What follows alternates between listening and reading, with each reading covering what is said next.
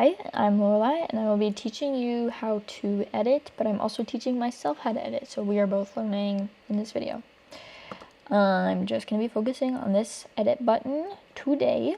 This, I know, is a histogram, because it says it right there, but do I know what it does? No. Blacks, shadows, exposure, highlights, whites. I'm guessing just where there's highs and lows in each of those. That's about it. These are my original settings. I'm not going to touch these three buttons because I want to edit them myself and I do not want them in black and white. This is just the temperature of the overall picture. So if you want it warmer, cooler, and I guess more purple and more green. I feel like you could mix if you want it cooler but kind of more green. You know, you can mix the two.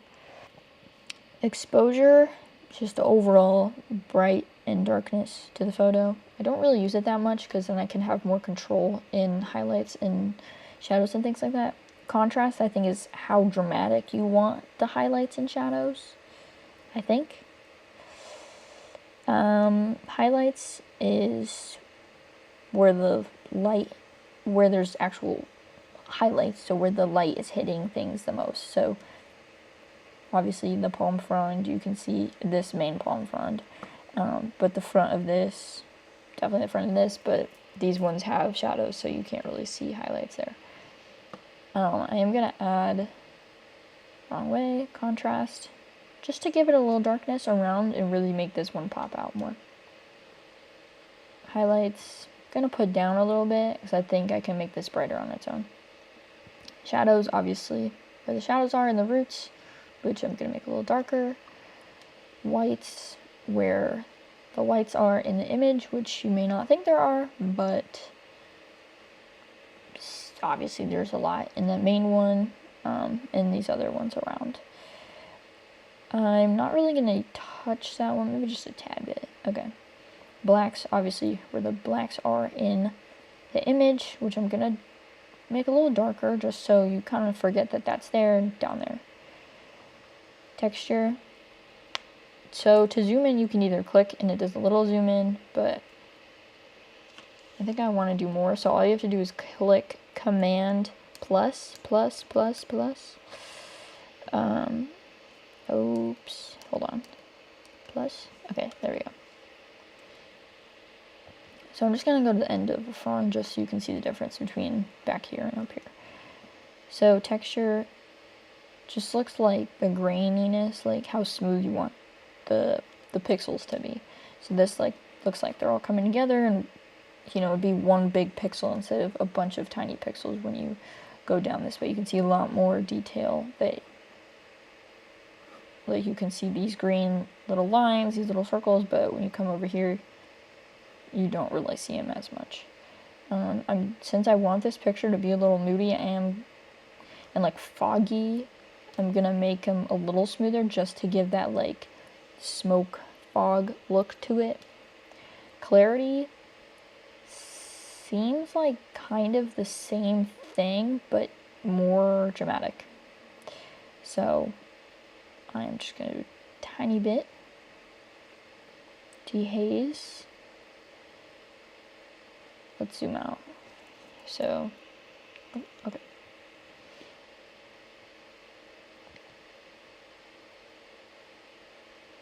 It kind of looks like vibrance or saturation of some sort.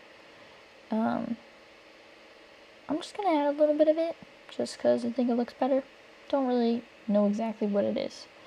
Vibrance, obviously how vibrant you want the colors. So that even when you put it all the way down, it's not going to give away all of the color. You still see a little yellow. You still can imagine some green there. Obviously I want color in this to really pop out. Not that much, but maybe like right there. Saturation is all color or no color, so that'll give you complete black and white. Obviously I want color, so just gonna give a little bit of it. So this is for color grading.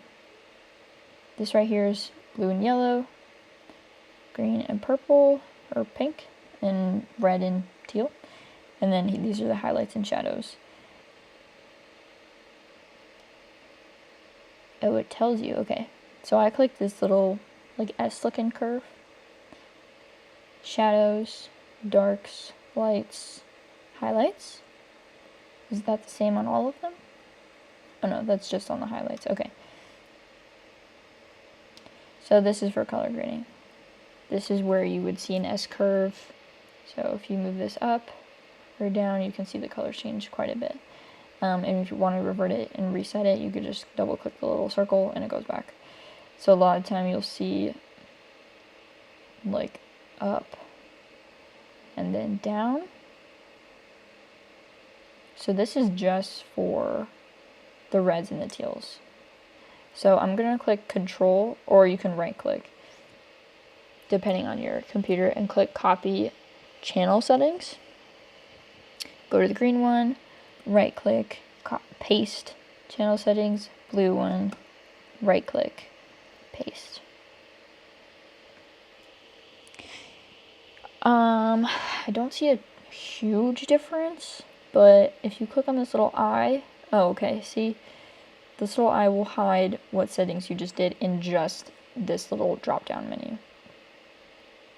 So this is what it looked like before, this is after. It just kind of enhances the colors.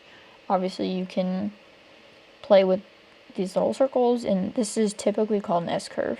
Obviously you can make it more dramatic, but I'm not really going to touch it. Color mix, you can take this little eyedropper tool and put it to a color in your photo and then change it. So the yellow, maybe I want it more red. Then it'll change it red. Do I want that? No. So I'm going to put it back. If you right click it, you can delete swatch, which I'm going to do just so I don't confuse myself. Since I'm not using that, I'm going to close it out. Color grading is another thing for colors. Okay, this one's for shadows. This one's for midtones.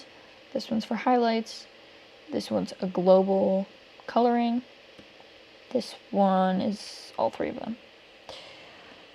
I do not know how to use these very much, and I'm just going to leave them and do that in a separate video. So we're going to leave that. Detail. I don't know why there's a little warning.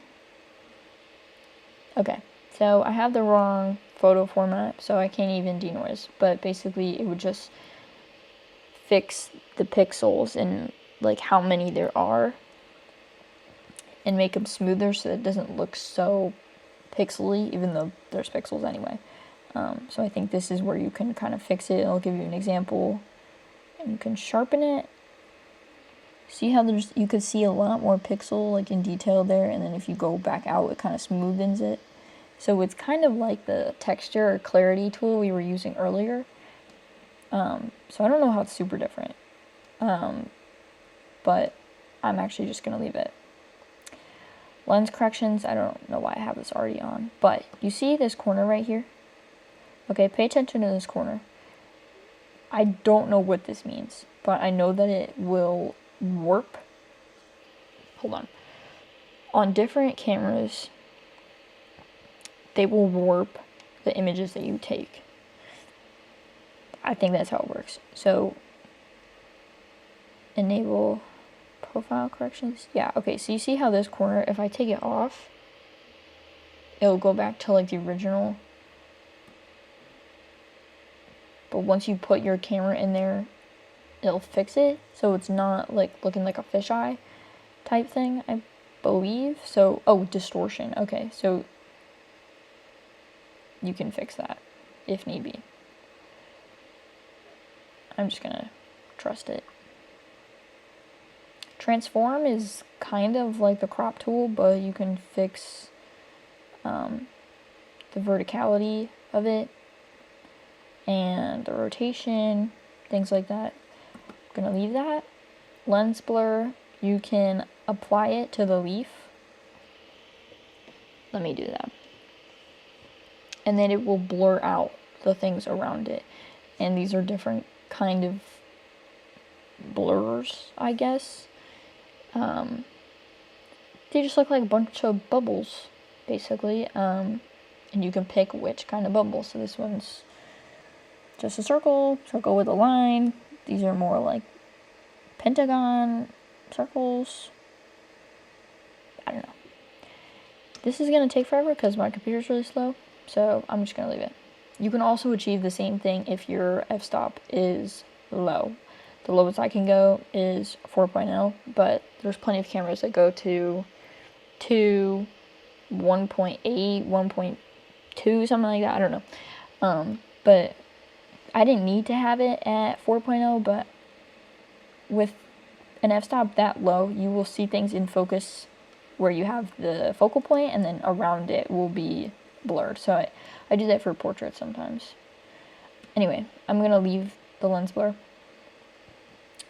Effects.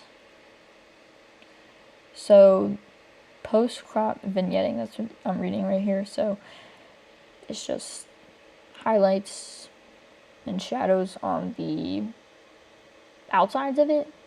So I'm going to leave a little bit of the darkness just to really focus on the palm frond.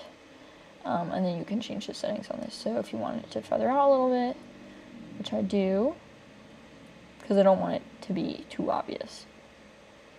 Grain, a lot of people like to add grain to their images nowadays. I do not, so I'm going to leave that. Calibration, this just looks like more colors. Color grading, I should say. But I'm not going to do that. So that is my attempt to edit this picture with just the editing tool, and I'm not going to touch it. I think it looks great. I am going to remove and fix some things because I don't like that it looks super dead, but that's not what the video is about today. So next video I will be talking about cropping and dimensions and what you need each one of them for and things like that. And we will keep going on and on until we fix this picture and make it look perfect for a great end result. So, see you at the next video.